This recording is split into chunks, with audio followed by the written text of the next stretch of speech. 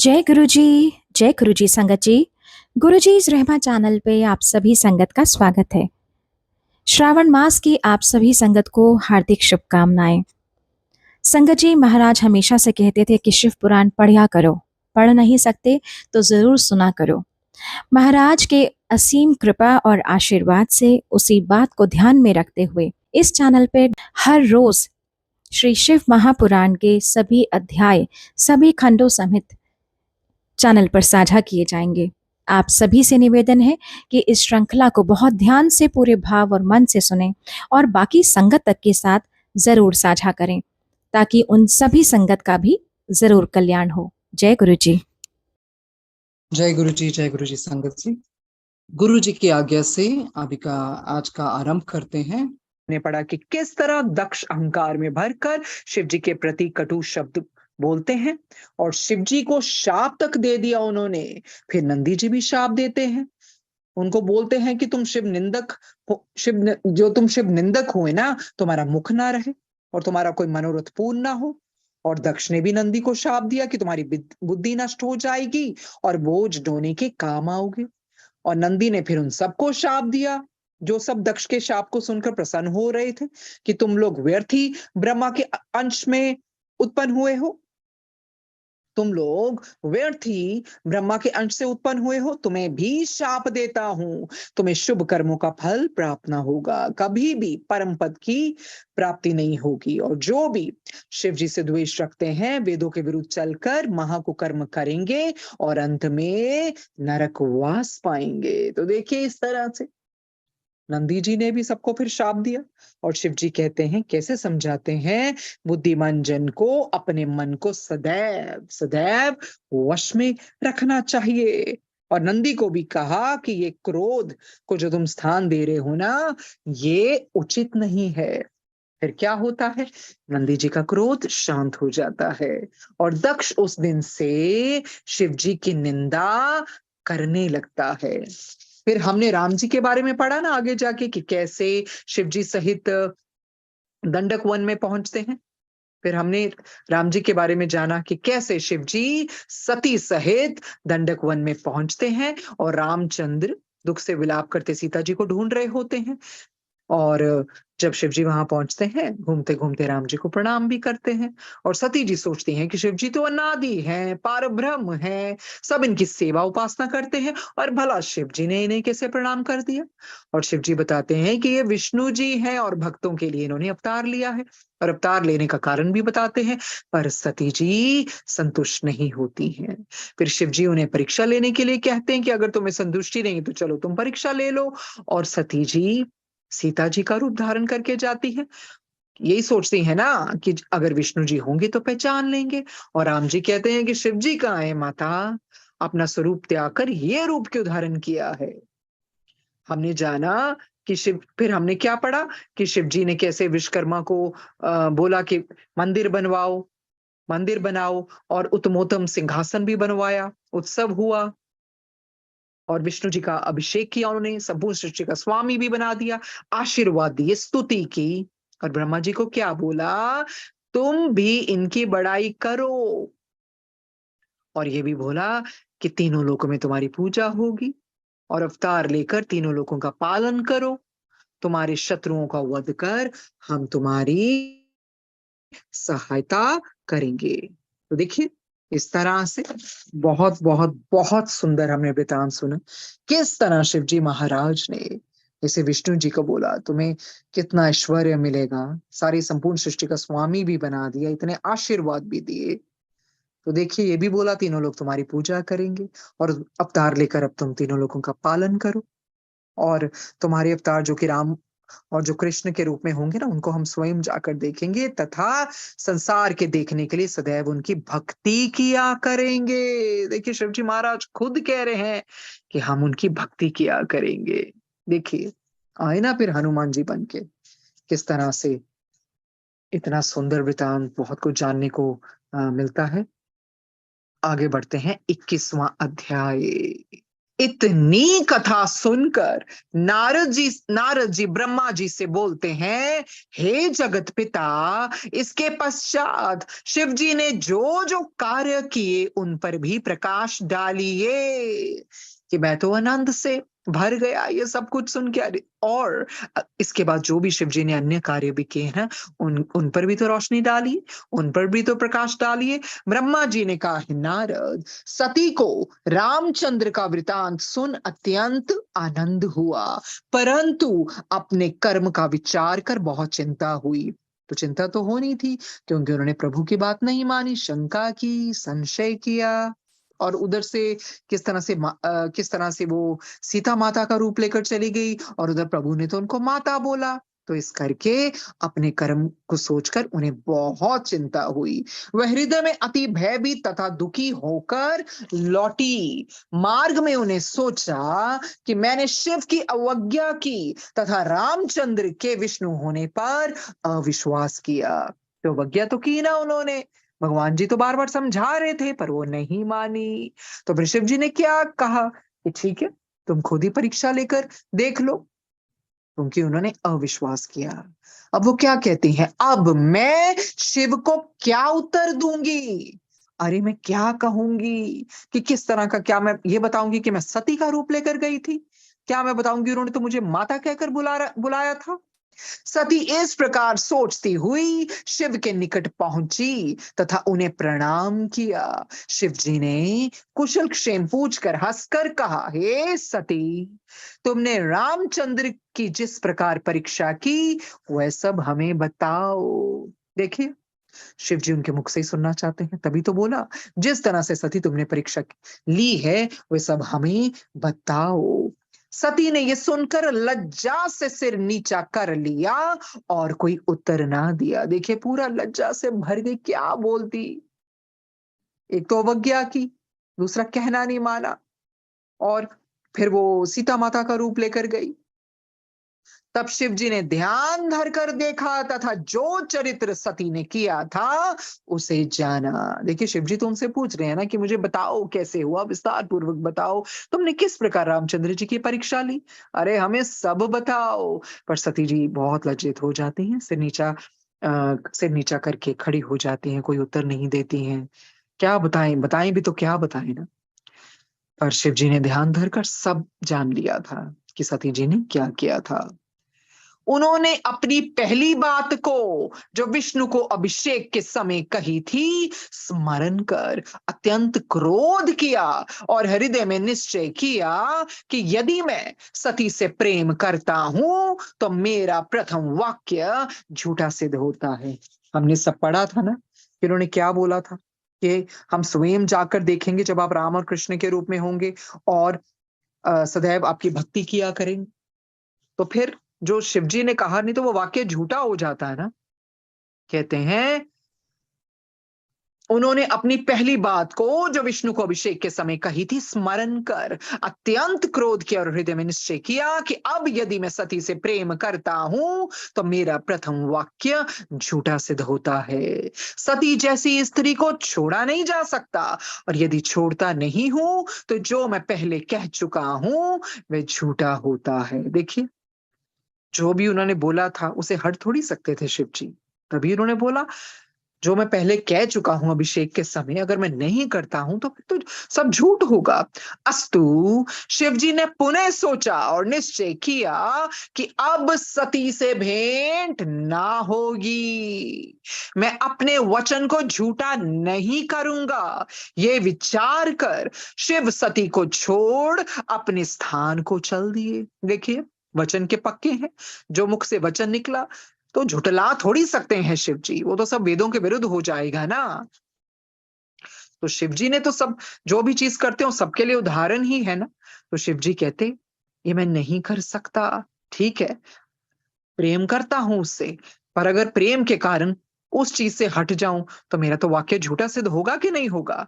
सो इस करके सती जैसी स्त्री को तो छोड़ा भी नहीं जा सकता, और छोड़ता नहीं हो तो जो पहले कह चुका हूं वह झूठा होता है। तो अब उन्होंने क्या निश्चय किया? अरे अब सती से भेंट ना होगी, मैं अपने वचन को झूठा नहीं करूंगा। ये विचार कर शिव सती को छोड़ अपने स्थान को चल दिए। जिस समय वे वहां से चले तब आकाश से, देखिए आकाश से ये शब्द हुआ कि हे शिव, आपने अपने वचन का पूर्ण रूप से पालन किया। आपके समान दूसरा कौन है जो इस प्रकार वचन का पालन करे? प्रभु, कोई भी नहीं आपके समान। ये शब्द सुनकर सती भयभीत हो गई। उन्होंने कुछ सोचकर शिव से बोला, हे प्रभु, आपने क्या निश्चय किया है? अरे प्रभु, देखती है ना सती जी, कुछ तो चल रहा है। अब मैं पूछ ही लेती हूँ, प्रभु बताइए अपना फैसला, बताइए आपने क्या निश्चय किया है? आप सत्य बोलने वाले हैं, अस्तु आप मुझसे सत्य सत्य कहिए। सती के बार बार पूछने पर भी शिव जी ने ये बात छिपा रखी। देखिए, ये देखकर सती को विश्वास हो गया कि शिव जी ने उन्हें त्याग दिया है। कुछ देर के पश्चात सती शिव जी से बोली, हे नाथ, मैंने जो भी कुछ किया वह अज्ञानता तथा मूर्खतावश किया है। देखिए सती जी मानती है अपनी गलती। अब आप दूध और पानी अलग करके देखें, क्योंकि प्रीति की यही रीति है। देखिए वो शिवजी महाराज को कहती हैं, प्रभु दूध का दूध, पानी का पानी करके देखो। अरे ये ज्ञानता से सब कुछ हो गया, मूर्खतावश से हो गया। प्रभु देखे तो सही, नाप तोल करके देखें ये कैसे हुआ मेरे से। क्योंकि प्रीति की यही रीति है। मैं स्वयं ही अपने कर्म पर बहुत लज्जित हूँ। देखिए बहुत लज्जित होती है, क्यों? क्योंकि जब शिव जी बारंबार पूछते हैं ना, वो नहीं बता पाती। अब क्या बोलती? झूठ। झूठ बोलती क्या करती? कि मैं उनकी पत्नी का रूप धारण करके गई हूँ, उन्होंने तो मुझे माता पुकारा, और यही तो सबसे बड़ा बता दिया उन्होंने कि वो विष्णु जी हैं। लज्जित हुई। परंतु शिव जी ने उस बात को प्रकट करना उचित ना समझा। देखिए शिवजी महाराज देखिए कितने दयालु हैं, पता उनको सब कुछ है, पर उन्होंने सोचा नहीं, चुप ही रहना ठीक है। उन्होंने इस बात को प्रकट नहीं किया। उन्होंने सोचा ये उचित है ही नहीं। वे अनेक प्रकार की कथा आदि के सुनाने में समय टालते रहे। देखिए प्रभु टालते रहे, समय निकालते रहे, नहीं बताया उनको। परंतु अंत में उनको सत्य बात कहनी ही पड़ी। पहले तो उन्होंने काफी समय ऐसे निकाल दिया कथा वगैरह सुनाने में, फिर अंत में उनको बताना ही पड़ा। इस प्रकार वे कैलाश पर्वत पर पहुंचे। शिवजी मन में विचार कर बरगद के नीचे आसन लगाकर बैठ गए तथा अपने स्वरूप का ध्यान करने लगे। देखिए जब शिवजी आंखें बंद करके बैठते हैं तो किसको ध्याते हैं? अरे अपने ही रूप को, अपने ही निर्गुण रूप को, क्योंकि वो तो सबसे ऊपर है ना, मूल है। तो अपने स्वरूप का ध्यान करने लगे। इधर सती मंदिर में अत्यंत उदास हुई। उनका एक एक दिन युग के समान बीतता था। देखिए जब अंदर से कोई दुखी होता है, बहुत चिंताग्रस्त होता है, तो समय थोड़ी बीतता है ना। फिर एक एक दिन ऐसे लगा ये युग के समान है, क्योंकि प्रभु तो आसन लगाकर बैठ गए, अपने स्वरूप का ध्यान करने लगे। और सती जी इतनी उदास है कि एक एक दिन युग के समान बीतता था, परंतु सिवाय उनके किसी को ये हाल प्रतीत ना हो पाया। देखिए ये सारा हाल सिर्फ सती जी को, सारा दुख उन्होंने अकेले ही झेला, किसी को पता नहीं लगने दिया और किसी को यह हाल प्रतीत ना हो पाया, पता ही नहीं चला। दिन दिन दुख बढ़ता ही जाता था। देखिए जब अपना प्रेम दूर हो जाए तो फिर दुख तो बढ़ता ही है ना। किस तरह से सती जी ने कितना तप किया था शिव जी के लिए कि मेरे पति रूप मुझे मिले, और इतना दुख उनका बढ़ता गया। वे सोचती कि ये दुख कहने के योग्य नहीं। अरे मैं कैसे बताऊं अपना दुख, कौन समझेगा? नहीं बता सकती, ये कहने के योग्य ही नहीं है। ये तो सिर्फ अंदर तक, आत्मा तक महसूस किया जा सकता है। पता नहीं इस दुख सागर से मैं कब पार होंगी। अरे कब पार होंगी मैं इस दुख सागर से? मैंने शिव का कहा ना माना, ये उसी का परिणाम है। देखिए जो भी कुछ होता है महाशिव पुराण में, हम सबके लिए बहुत बड़ी शिक्षा मिलती है। अपने गुरु जी का, अपने शिव जी का कहना मानना चाहिए, बिल्कुल मानना चाहिए, शंका नहीं करनी चाहिए, संशय नहीं होना चाहिए। जो भी परमात्मा का कहना नहीं मानते हैं ना, उसका परिणाम तो फिर भोगना ही पड़ता है। तीनों लोकों में ऐसा कौन है जो शिव की अवज्ञा से आनंद प्राप्त कर सके? देखिए, बहुत बड़ी सीख है। कोई है ऐसा जिसने शिव की अवज्ञा की हो और बड़ा खुश हो, आनंद प्राप्त कर रहा हो? अरे नहीं, जिसने भी शिव की अवज्ञा की है, उसको दुख ही उठाने पड़े हैं। बिल्कुल। देखिए, सती माता जी जो आदि शक्ति का अवतार हैं, जानिए, उन्होंने भी अवज्ञा की, उनको भी दुख उठाने पड़े। तो इंसान है क्या? तो देखिए, चाहे देवी देवता, और वो तो खैर आदि शक्ति का ही संपूर्ण अवतार है, उनको भी तो दुख उठाने पड़े ना शिव की अवज्ञा से। तो ये बहुत बड़ी सीख मिलती है परमात्मा की, अपने गुरु जी की, शिव जी की अवज्ञा नहीं करनी चाहिए।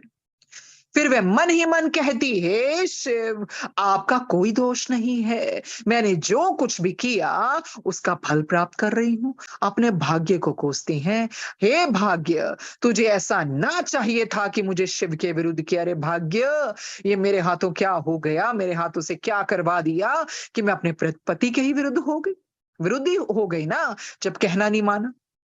हे ब्रह्मा, ऐसे संकट के समय में तुम मेरी मदद करो ताकि मेरा शरीर बदल जाए। देखिए, उनके वाक्य देखिए, ध्यान से सुनिए। सती जी कहती है मेरा शरीर बदल जाए। आगे जाके शरीर बदलता ही है ना, पार्वती जी के रूप में जन्म लेती ही है ना। हे मृत्यु, मैं तुमसे निवेदन करती हूँ कि तुम मुझे इस संसार से उठा लो। बिल्कुल, इतना दुख है उनके अंदर, इतना दुख कि प्रभु भक्ति में लीन, ना मुझसे बात कर रहे हैं, ना मुझे देख रहे हैं, ना मेरी बात सुन रहे हैं। ऐसे से तो मरना ही अच्छा है। तभी कहती हैं, मृत्यु, मैं तुम्हें निवेदन करती हूं, मुझे इस संसार से उठा लो। शिव जी को इस प्रकार समाधि में 87,000 वर्ष व्यतीत हुए। देखिए, 87,000 वर्ष कितने ज्यादा होते हैं। शिव जी को इस प्रकार समाधि में 87,000 वर्ष व्यतीत हुए। इतने समय के पश्चात जब वे समाधि से जागे, तो उन्होंने सती को अपने सम्मुख खड़ा पाया। देखिए, सती जी कहीं जा सकती थी क्या? इंतजार, ये होता है इंतजार। वहीं रही, और जब प्रभु ने आंखें खोली, समाधि से जागे 87,000 वर्ष के बाद, तो सती को, अर्धांगिनी को अपने सम्मुख खड़ा पाया, अपने पास खड़ा पाया। शिव जी ने उनको अपने सम्मुख बिठाया था, उस बात को समाप्त कर अन्य बातें आरंभ की। देखिए, जो शिव जी के सम्मुख खड़ी रही ना, शिव जी ने कोई बात नहीं की, उस बात को समाप्त कर दिया। अरे मिट्टी डालो, समाप्त करो, और अन्य बातें आरंभ की, जिससे सती को कोई दुख ना हो।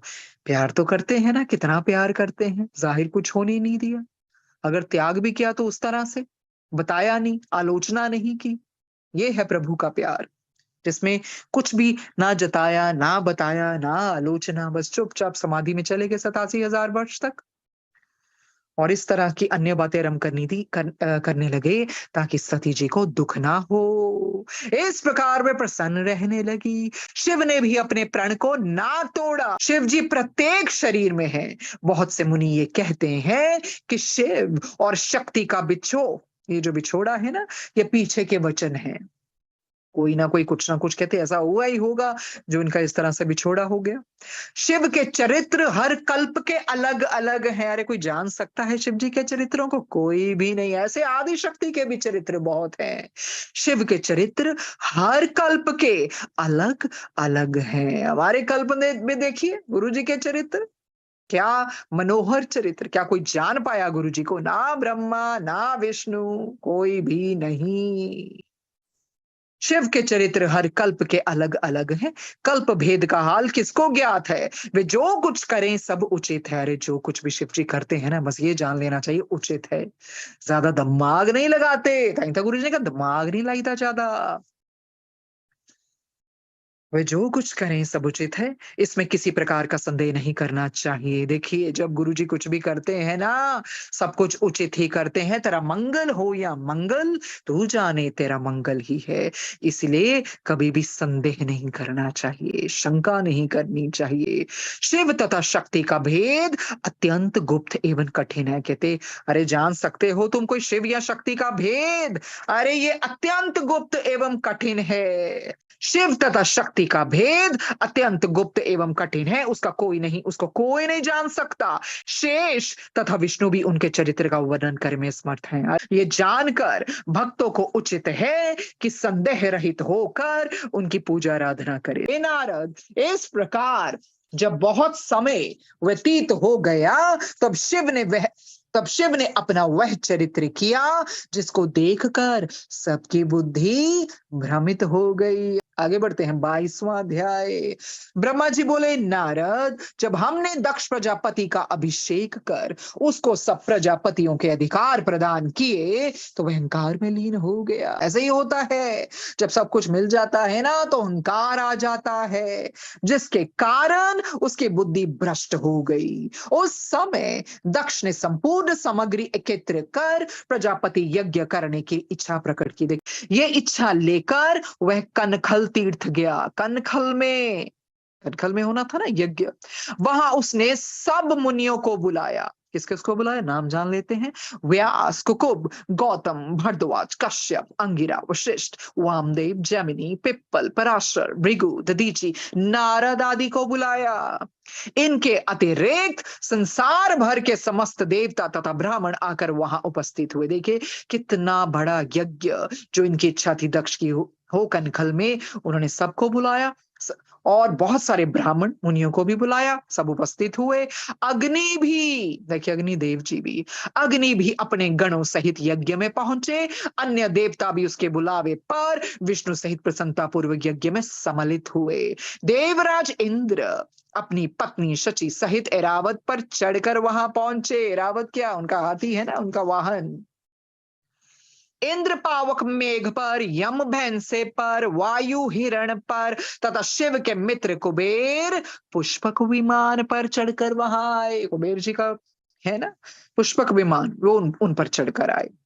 वरुण भी अपने वाहन पर आरूढ़ होकर यज्ञशाला में पहुंचे। सूर्य अपनी पत्नी सहित तथा चंद्रमा भी अपनी पत्नी रोहिणी सहित वहां जहां उपस्थित हुए। दक्ष ने सबको उपस्थित देखकर अति आनंद में मग्न हो सबका आदर सत्कार किया।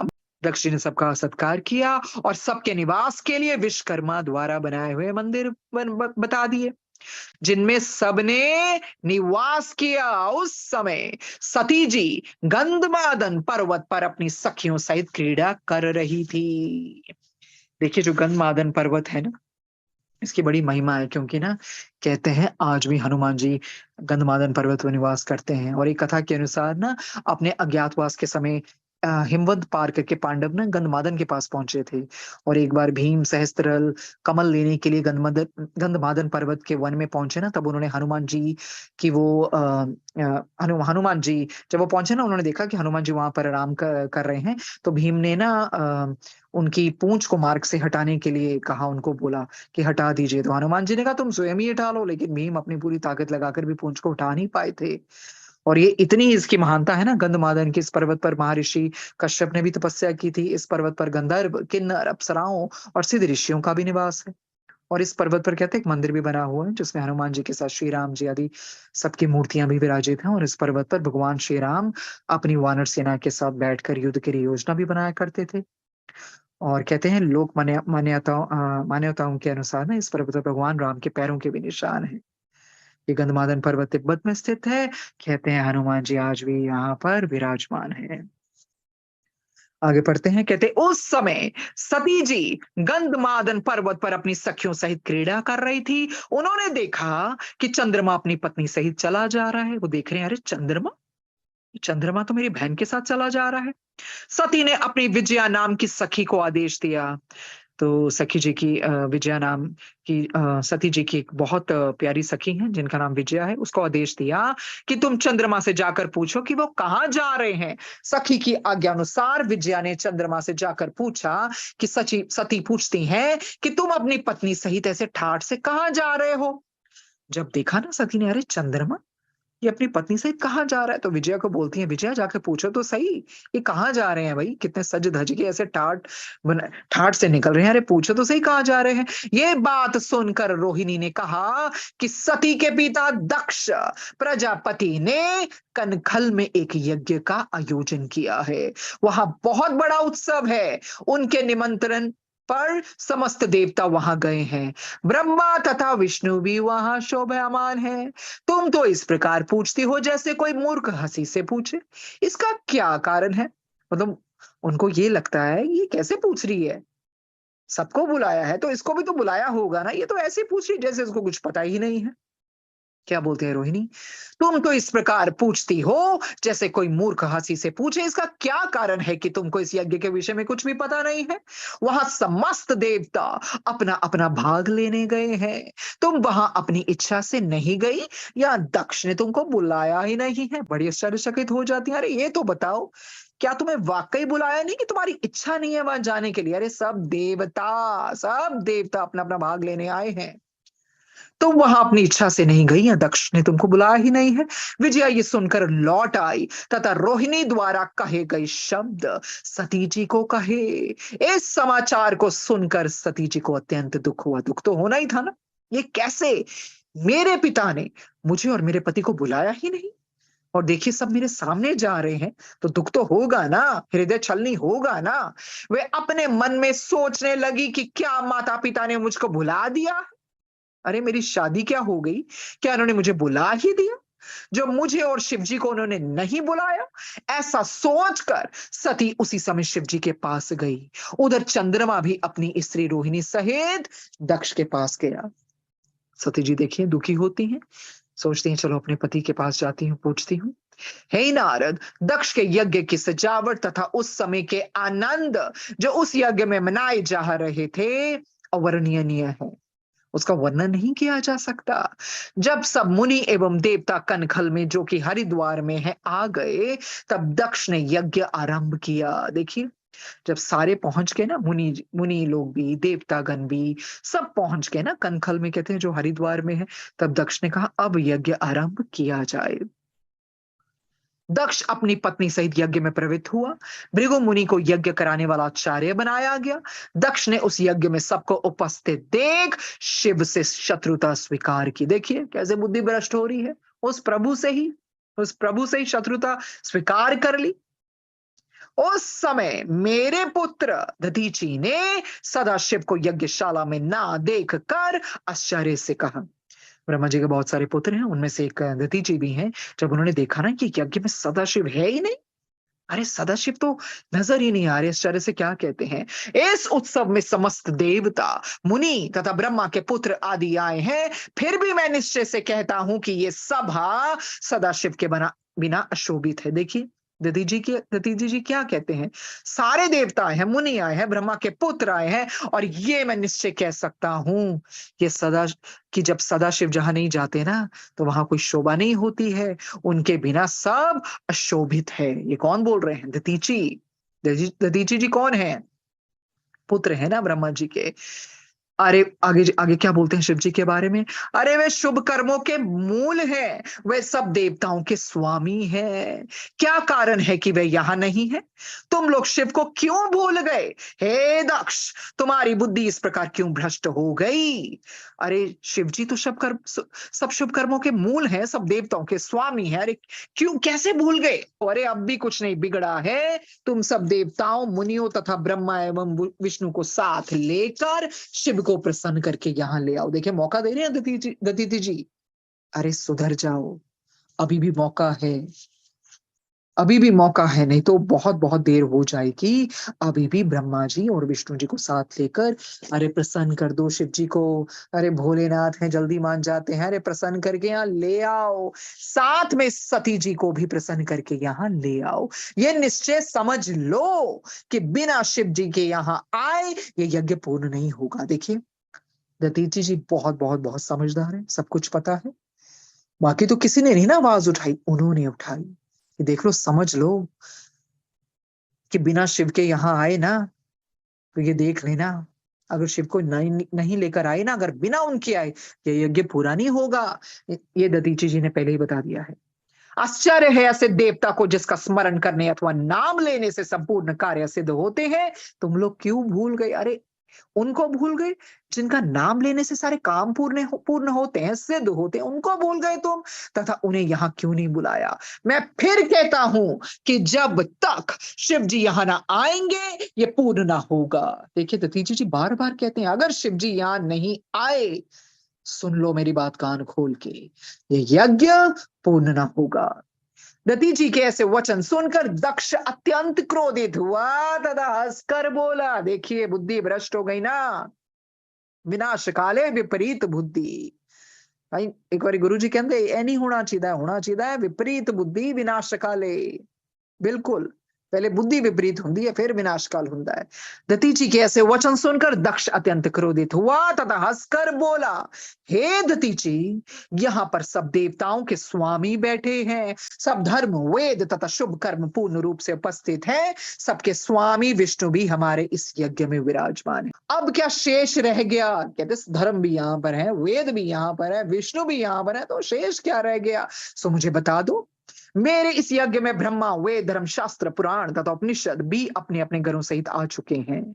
मेरा यह सौभाग्य है कि इन सब ने मुझ पर बड़ी कृपा की है। देखिए नई बात मान रहे कि शिव जी के बगैर कुछ भी सफल नहीं होगा। दधीचि जी ने बार बार का नहीं सुन रहे हैं, बाकी सबका नाम लिए जा रहे हैं। अरे ये सब तो उन्हीं के अंदर से आए हैं ना, पर नहीं सुना क्योंकि बुद्धि भ्रष्ट हो चुकी है। कहते हैं मेरा ये सौभाग्य है कि इन सब ने मुझ पर बड़ी कृपा की है। आज मेरे यहाँ इंद्र, समस्त देवताओं के साथ विष्णु भगवान तथा तुम्हारे समान अनेक मुनि विराजमान हैं। अब फिर शिव के आने की क्या आवश्यकता है? देखिए मूर्खता, तुम सब मिलकर यज्ञ को पूरा करो। मैंने अपने भाग्यवश तथा ब्रह्मा की आज्ञा मानकर अपनी कन्या का विवाह शिव के साथ कर दिया। यद्यपि ये विवाह अनुचित हुआ। देखिए क्या कह रहे हैं, जब इंसान की बुद्धि भ्रष्ट होती है ना, इंसान को पता नहीं चलता वो क्या बोल रहा है। यद्यपि ये विवाह अनुचित हुआ क्योंकि वह कुलवान ना था। शिव संसार से विरक्त महाअहंकारी हैं। देखिए अहंकारी तो दक्ष है और वो शिव जी प्रभु को महाअहंकारी कह रहे हैं। उस पर भी वह माता पिता विहीन है। देखिए शिव जी के कोई माता पिता थोड़ी हो, तो स्वयं स्वयंभू खुद से उत्पन्न होने वाले। कहते उस पर उनके माता पिता नहीं, कुलवान, ना कुल का पता और ना संसार से विरक्त हैं, महाअहंकारी हैं। इसलिए मैंने ऐसे शिव को इस यज्ञ में बुलाने की आवश्यकता ना समझकर नहीं बुलाया है। देखिए अहंकार, जब अहंकारी व्यक्ति ऐसे बोलता है ना, कुछ भी समझ नहीं आता है, बस अहंकार बोलता है, ये नहीं पता अरे शिव जी की तो खुराक ही अहंकार है, खा लेते हैं। क्या बोलते हैं? इसलिए मैंने ऐसे शिव को इस यज्ञ में बुलाने की आवश्यकता ना समझकर नहीं बुलाया है। मैं तुमसे कहता हूं कि तुम पुनः ऐसे वचन मुख पर ना लाना। अब यही उचित है कि तुम सब मिलकर मेरा यज्ञ पूर्ण करके मुझे आनंद प्रदान करो। दधीचि जी ने अपना कर्म किया, बार बार समझाया, दक्ष जी नहीं सुन रहे हैं। बस उनको यही है यज्ञ मेरा हो जाए, यज्ञ आरंभ हो जाए और मुझे आनंद मिले। दक्ष के ऐसे अहंकार पूर्ण वचन सुनकर किसी ने कोई उत्तर नहीं दिया, सब शांत रहे। उनका यही शांत रहना सबके लिए महापाप हुआ क्योंकि सभी ने अपने कानों से शिव निंदा सुनी। देखिए तभी तो कहते हैं ना, अपने गुरु जी की निंदा, शिव निंदा बिल्कुल सुननी नहीं चाहिए। दक्ष के ऐसे अहंकारपूर्ण वचन सुनकर ना किसी ने उत्तर नहीं दिया, किसी ने जवाब भी नहीं दिया। डरे हुए थे या हिम्मत नहीं थी बोलने की, शांत रहे। ये उनका शांत रहना ही ना, कहते ये ही महापाप सिद्ध हुआ उनके लिए, क्योंकि सभी ने अपने कानों से शिव निंदा सुनी थी। इस पर दधीचि ने पुनः कहा कि बिना शिव के ये यज्ञ कभी भी पूर्ण नहीं हो सकता। देखिए पूरे यज्ञ में सिर्फ दधीचि जी ने आवाज उठाई थी कि बिना शिव के ये यज्ञ कभी भी पूर्ण नहीं हो सकता। बाकी सब चुप बैठे रहे, शांत रहे, किसी ने आवाज ही नहीं उठाई। तुम सब धोखे में हो जो इसका अनुसरण कर रहे हो। दतीची जी क्या कहते हैं, सब धोखे में हो जो इसका अनुसरण कर रहे हो। ये दक्ष बड़ा अधर्मी तथा मूर्ख है जो शिव की निंदा कर रहा है। देखिए दतीची जी आवाज उठाते हैं, कहते हैं अरे दक्ष, अरे ये तो मूर्ख है, ये तो धर्मी है, ये तो शिव की निंदा कर रहे हैं। यदि इसने शिव को नहीं बुलाया तो ये यज्ञ भी पूरा नहीं होगा। बार बार दतीची जी बता रहे हैं ये यज्ञ पूरा नहीं हो सकता क्योंकि शिव जी यहां नहीं आए, और जो इस यज्ञ में रहेगा वह भी दुख का भागी होगा। क्यों? क्योंकि शिव की निंदा सुनी, और शिव जी के बगैर कैसे यज्ञ पूर्ण हो सकता है। ये कहकर दतीची उस सभा से उठकर चले गए। बहुत से मुनि भी दुखी होकर वहां से उठ गए, और मुनि जो अन्य मुनि थे ना, दतीची जी की बात सुनकर वो भी दुखी होकर वहां से उठ गए। ऐसे मुनियों को अपनी सभा से जाते देख दक्ष ने अत्यंत प्रसन्नता से कहा, ये बहुत अच्छी बात हुई, जो शिव के प्रेमी तथा भक्त जो मुझको दुख देते थे उठकर चले गए। अरे दक्ष तो बड़ा ही खुश हुआ, कहते अच्छा है ये जो चले गए। जब जब इनको शिव के साथ प्रेम है तो इनका क्या काम मेरे यज्ञ में, मेरे मेरे यज्ञ में क्या काम है इनका मेरे यज्ञ में। ये तो शिव जी के भगत हैं और ये तो मुझको दुख दे रहे थे। चलो अच्छा ही हुआ जो ये चले गए। अब तुम सब मिलकर मेरे इस यज्ञ को पूर्ण करो।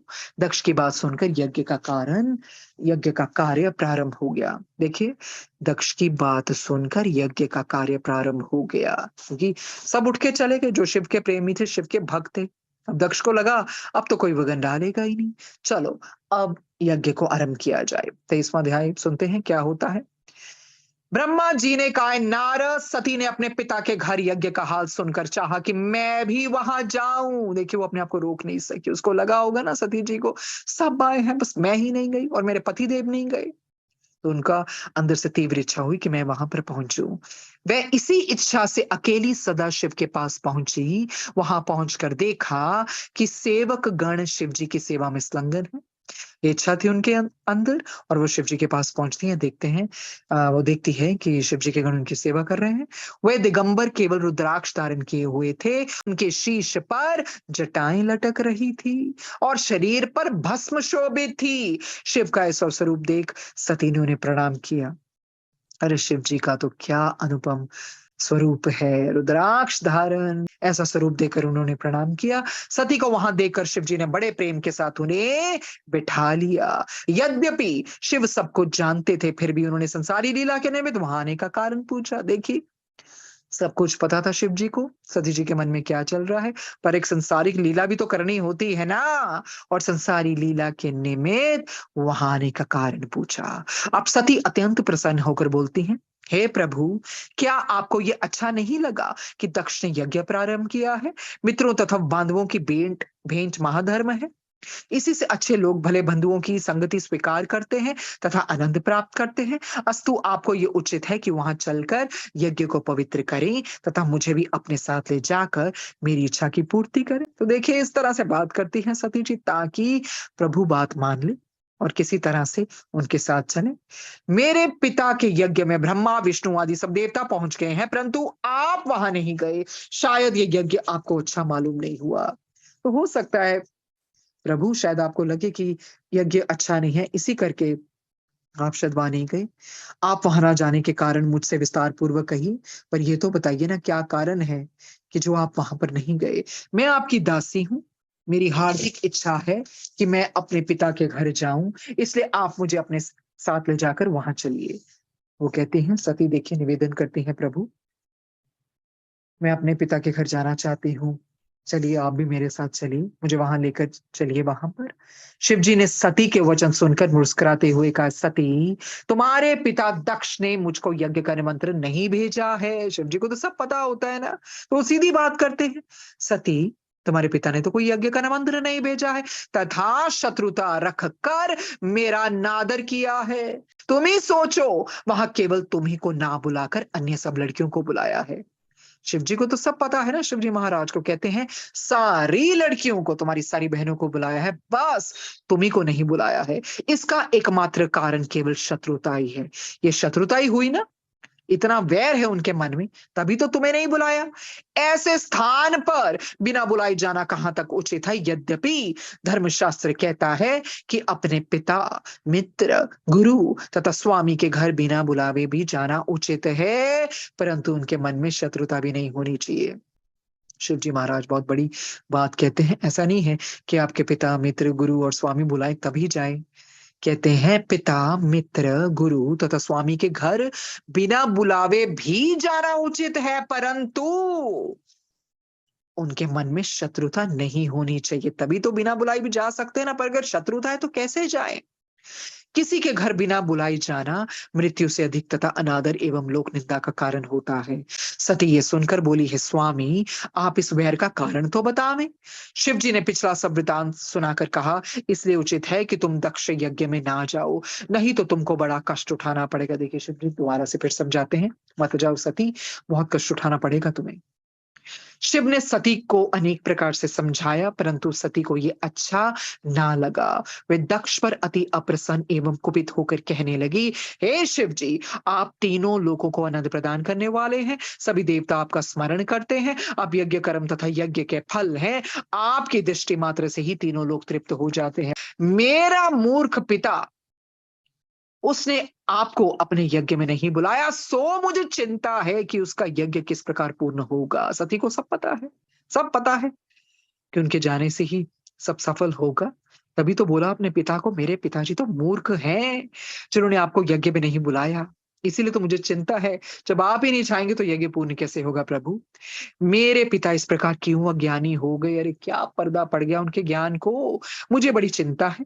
यदि आप मुझे आज्ञा दे तो मैं जाकर उसके शील या दुशील अथवा उसके वैर भाव को देखूं। तो देखिए आज्ञा मांगने आती है, प्रभु अगर आप मुझे आज्ञा दें ना तो मैं देखूं तो सही, उनके शील या दुशील अथवा उसके वैर भाव को अपनी आंखों से तो देखूं। हे नारद, शिव जी को तो कुछ और ही लीला करनी थी, इसलिए उन्होंने सती के आग्रह को ना टालकर उन्हें नंदी पर सवार होकर यज्ञ में जाने की आज्ञा दे दी। उन्होंने सती के साथ 60,000 गण देकर उन्हें विदा किया, बड़ी अच्छी तरह से विदा किया, साथ में 60,000 गण भी दे दिए, अच्छे अच्छे वस्त्र आभूषण दिए, सती का स्वरूप ही अति उत्तम कर दिया। हे नारद, शिव ने ऐसी माया की कि सती बड़ी धूमधाम से चली। सती ने उस समय अपनी अपनी जैसी शोभा प्रकट की, वैसी किसी समय भी प्रकट ना की। उनके चलने के समय बड़ा शब्द हुआ, कोई गण उछलता कूदता था, अन्य गण भी सबको प्रसन्न तथा आनंदित करते हुए चले। कोई सती का प्रताप वर्णन करता था, कोई शिव की महिमा का गुणगान करता था। इस प्रकार सब अत्यंत प्रसन्न होकर अनेक प्रकार की गति से चलते, सती की सेवा करते दक्ष के घर जा पहुंचे। 24वां अध्याय पढ़ते हैं, आगे क्या होता है। ब्रह्मा जी बोले, नारद, इस प्रकार सती दक्ष से भयभीत यज्ञशाला में पहुंची, परंतु वहां किसी ने उनसे बात तक ना पूछी। अरे एक तो सती माता को बुलाया नहीं, और सती जी जब वहां पहुंची ना तो देखिए किसी ने बात ही नहीं पूछी, सती से बात तक नहीं की, ना किसी ने ये जाना कि ये जगन माता है। दक्ष ने तो अहंकार में उनसे कुशल क्षेम तक ना पूछी। देखिए उनकी पुत्री आई तो पिता का फर्ज होता है ना अपनी पुत्री का हाल पूछना, पर दक्ष देखिए ऐसा अहंकारी, उसने सती माता जी का हाल तक ना पूछा। ये देखकर सती की बहनों ने जो वहां उपस्थिति हंसकर सती की निंदा की। देखिए बहनों ने तो फायदा उठाया, हंसी, उपहास किया, सती की निंदा की। सती ने यज्ञ में सब देवताओं का स्थान देखा, परंतु वहां शिव जी का स्थान ना देखा। देखिए बारंबार देखती होंगी, कहीं तो मुझे मेरे पति का स्थान मिल जाए, शिव जी महाराज का स्थान मिल जाए। सब देवता का स्थान है पर शिव जी महाराज का तो स्थान ही नहीं है।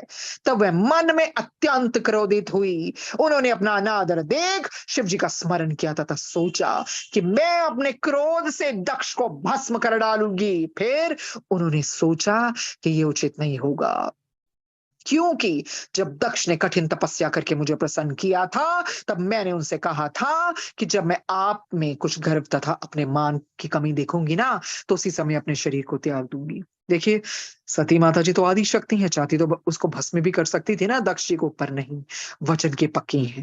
कहते जब इन्होंने मुझे तप करके प्रसन्न किया था ना, तो मैंने वचन दिया था ना कि अगर इनको गर्व या अहंकार आ जाएगा, अगर यहां मैं अपने मान में कोई भी कमी देखूंगी, तो उस समय शरीर का त्याग कर दूंगी।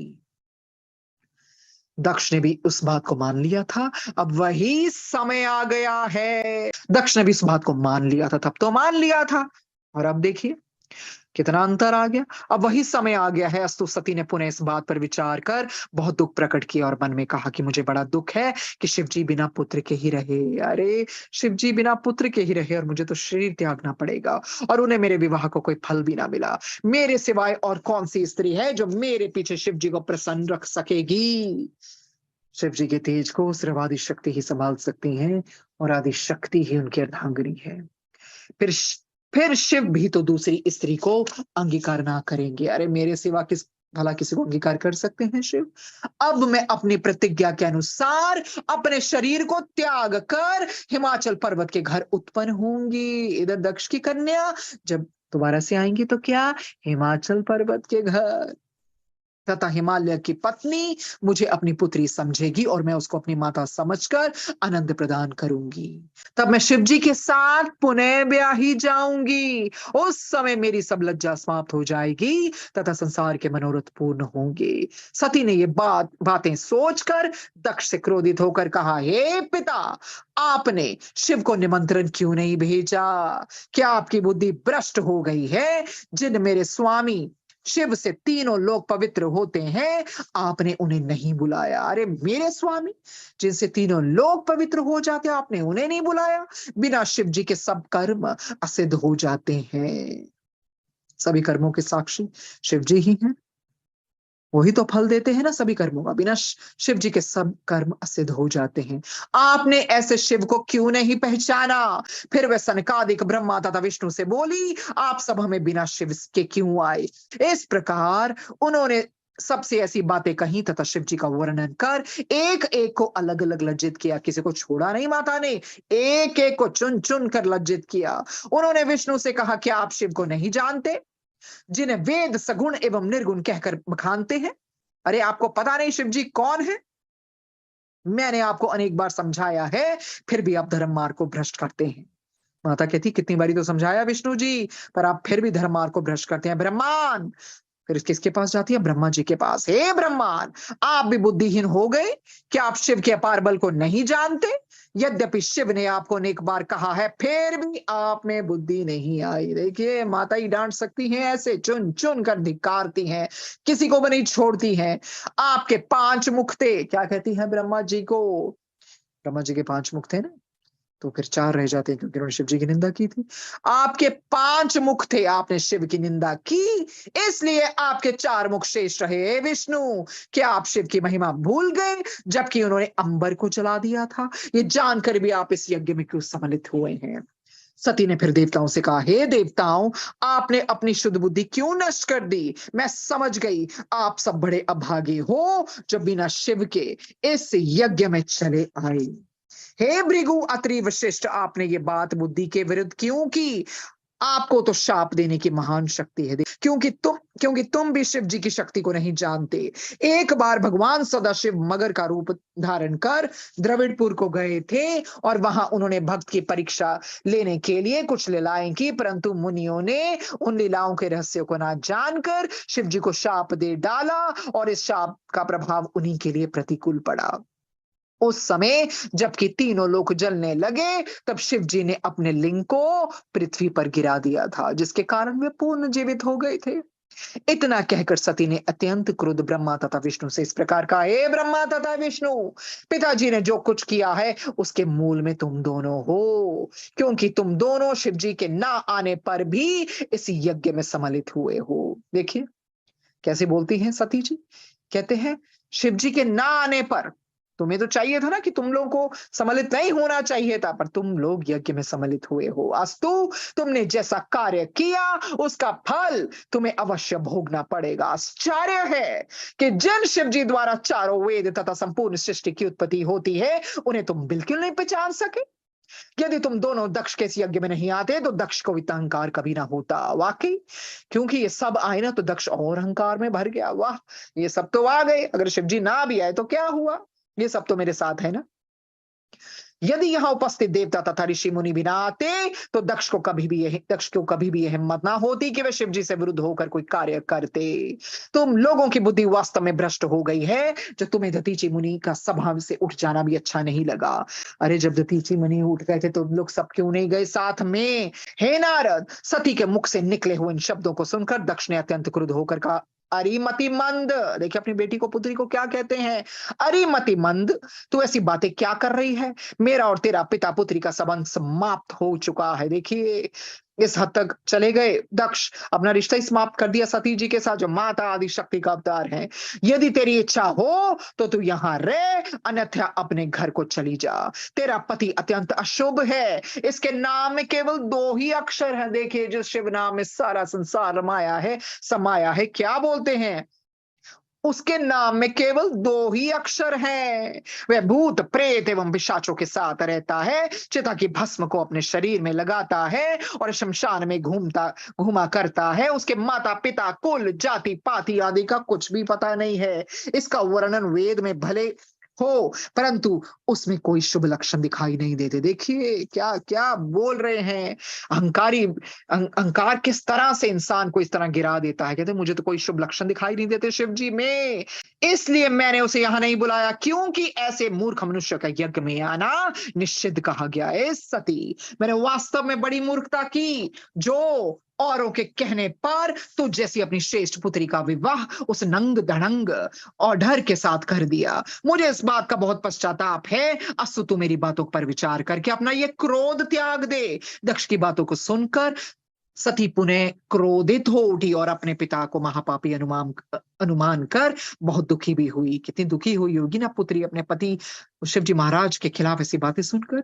वह बोली, शिव जी का अपमान कभी सुनना नहीं चाहिए। यदि कोई व्यक्ति शिव जी की निंदा कर रहा हो तो सुनने वाले को उचित है कि वह यहाँ तो उस निंदा करने वाले की जीभ काट ले, अन्यथा अपने दोनों कान बंद करके वहां से उठ जाए।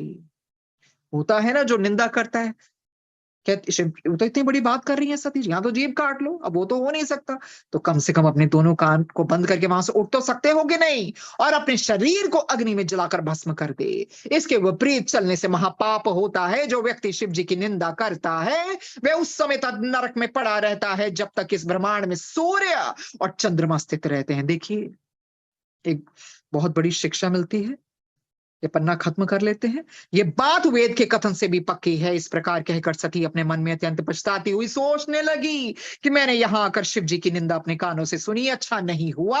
उन्हें इस बात से और भी अधिक दुख हो रहा था कि वह यहाँ किस लिए आई और अब कौन सा मुंह लेकर शिव जी के पास लौटेंगी। वह सोचने लगी कि यद्यपि शिव जी के श्री चरणों का दर्शन प्राप्त करना मेरे लिए अत्यंत आवश्यक है, परंतु अब भला मैं किस मुंह से उनके पास जाऊं। मुझे तो दोनों ही प्रकार से कठिनाई दिखाई दे रही है। हे नारद, इस प्रकार विचार करने के उपरांत सती अत्यंत क्रुद्ध होकर शिव नाम का जोर जोर से उच्चारण करने लगी। उन्होंने किसी की भी प्रतिष्ठा का ध्यान न रखते हुए यज्ञशाला में उपस्थित सब लोगों को धिक्कारते हुए कहा, हे उपस्थित सभासदों, मैं तुम लोगों से ये बात सत्य ही कह रही हूं कि इस समय तुम्हारी बुद्धि नष्ट हो गई है। अंत में तुम्हें बहुत अधिक पछताना पड़ेगा। तुम में से अनेक मारे जाएंगे, अनेक भागकर किसी गुप्त स्थान पर छिप जाने के लिए विवश होंगे। इस सभा में जिसने शिव की निंदा की है और जिसने उसे सुना है, उन सबको महापाप लगा है। ये अध्याय आगे चलेगा कल, पर एक ही शिक्षा मिलती है। जो भी महाशिव हो, गुरु जी हो, जो भी इंसान गलत कार्य करते हैं, निंदा करते हैं, ईश्वर को कोई फर्क नहीं पड़ता है, पर ये महापाप है। डरो, डरना चाहिए। तभी तो गुरु जी ने कहा, कर्मा तो डरो, रब को नहीं। डरना चाहिए। इसको आगे लेकर जाएंगे, बिल्कुल आगे लेकर जाएंगे। सती माता का क्रोध देखिए, एक एक को चुन चुन कर किसी को छोड़ा नहीं उन्होंने, चाहे ब्रह्मा हो चाहे विष्णु हो, कि सबको पैदा करने वाले शिव जी के निंदकों का मुंह बंद करवा दिया माता ने। धन्यवाद गुरु जी इस पल को देने के लिए। बहुत महत्वपूर्ण अध्याय है, बहुत कुछ सीखने को मिलेगा। धन्यवाद इस प्लेटफॉर्म का। धन्यवाद। शुक्राना गुरु महाराज, शुक्राना सोनिया आंटी आपका भी, जो इतने सुंदर महात्म्य का इतना विस्तृत रूप से आपने वर्णन किया है अपनी सुंदर सरल भाषा में। महाराज, आप सभी के ऊपर ऐसी ही कृपा दृष्टि बनाई रखें। और संगत जी, इस श्रृंखला को बहुत ध्यान से पूरे भाव और मन से ज़रूर सुनिए। उम्मीद करूंगी कि संगत जी आप सभी अपने कल्याण के साथ-साथ बाकी संगत का भी ज़रूर कल्याण करेंगे।